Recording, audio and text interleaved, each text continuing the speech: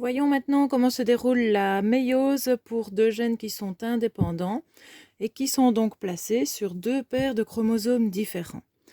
La première division de la méiose nous permet de passer d'une cellule diploïde à une cellule haploïde par la séparation des chromosomes homologues. Et donc, les deux chromosomes de la paire numéro 1 se séparent et les deux chromosomes de la paire numéro 2 se séparent également. On arrive donc avec deux cellules haploïdes qui présentent un chromosome de chacun des deux types présents dans notre exemple. Attention que pendant cette première division de la méiose, la séparation de ces deux chromosomes, des deux chromosomes homologues des deux paires, se fait de manière indépendante pour ce premier cas de figure, quand les gènes sont positionnés sur deux paires différentes. Et donc, la séparation des chromosomes de la première paire est indépendante de ce qui peut se passer au niveau de la deuxième paire lors de la séparation des chromosomes homologues. On peut donc avoir autant la combinaison des deux chromosomes portant les informations noires mauve et blanc bleu dans l'autre cellule en fin de première méiose, que l'autre situation, l'information noire est cette fois-ci réunie avec l'information bleue dans la cellule, la blanche avec la mauve. Nous avons donc deux cas de figure qui peuvent se dérouler quand les gènes sont indépendants, et ces deux couleurs ou ces deux-ci ne sont pas liées l'une à l'autre et on peut tout à fait avoir d'autres représentations dans une cellule voisine ou lors d'une méiose suivante. Ensuite, deuxième division de la méiose. Cette fois-ci, on va avoir pour chacune des 4 cellules fin de méiose 1, séparation des chromatides, rupture du centromère, et on retrouve donc une chromatide de chaque sorte dans les futures cellules qui sont toujours haploïdes et qui vont se développer soit en tant qu'ovules chez les individus de sexe féminin, chez les mammifères, ou en tant que spermatozoïdes. Pour le reste des cellules, évidemment, on a exactement la même séparation des chromatides. Voyons maintenant ce qui peut se passer en méiose pour des gènes qui sont liés sans recombinaison. Des gènes liés sans recombinaison, liés parce qu'ils sont placés sur la même paire de chromosomes homologues, sans recombinaison possible parce que ces deux gènes sont placés côte à côte sur le chromosome. Première méiose, séparation des deux chromosomes homologues. Alors que précédemment, on avait deux cas de figure différents qui menaient au final à 4 types de gamètes, ici, nous n'avons qu'une seule configuration possible quand on sépare les chromosomes homologues. Le noir est lié au mauve et il ne pourra jamais s'en séparer pour se placer avec la couleur bleue côte à côte. Le blanc est lié au bleu. On est là bien avec des allèles qui représentent, via leur couleur, des gènes liés, cette fois-ci sans recombinaison. Deuxième méiose, séparation des chromatides, rupture des centromères. Combien de types de gamètes pouvons-nous observer? 2 types, noir, mauve, bleu, blanc. Quelle est la probabilité de voir apparaître chacun de ces 2 types? 50% de l'un, 50% de l'autre.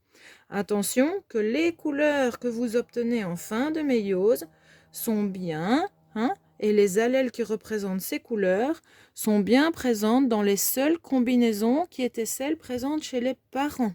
Donc, le noir toujours avec le mauve, le blanc toujours avec le bleu. Quand il s'agira de nos petites allèles, avec leurs lettres majuscules, minuscules pour Mendel, leurs minuscules avec un petit plus pour Morgan, on fera attention de maintenir liés les allèles qui étaient présentes qui étaient présentes ensemble chez les parents de départ. Dernier cas de figure, voyons maintenant ce qui se passe dans le cas des gènes qui sont toujours liés, donc toujours présents sur la même paire de chromosomes. Toujours nos petites allèles représentées par bleu et mauve, noir et blanc. Mais cette fois-ci, sont des gènes qu'on dit liés avec recombinaison possible, parce que ces gènes ne sont plus côte à côte, collés sur le chromosome, mais une petite distance les sépare.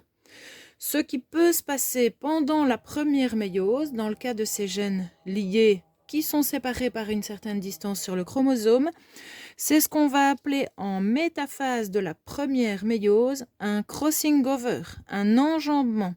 Et donc, un des chromosomes peut bien passer une partie de sa chromatide sur la chromatide du chromosome homologue. Et donc, on a ici l'enjambement qui est représenté. D'accord?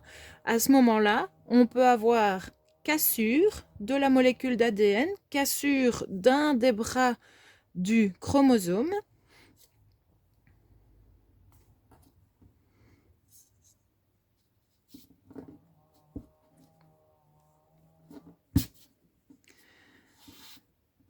Et ce chromosome peut tout à fait se reformer, mais avec une nouvelle combinaison. Dans les individus parentaux, le blanc était toujours associé au bleu, le mauve était toujours associé au noir. On peut, grâce à cet enjambement, ce crossing over et une mauvaise réapparition des chromosomes entiers, eh bien, faire apparaître de nouvelles combinaisons, c'est-à-dire le blanc avec le mauve, le noir avec le bleu, qui n'étaient pas présents chez les parents de départ. On a donc ces chromosomes qui se reforment pour donner naissance à nos cellules haploïdes en fin de première méiose.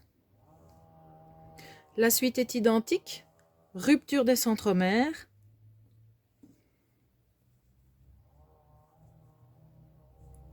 et formation des cellules haploïdes. Attention,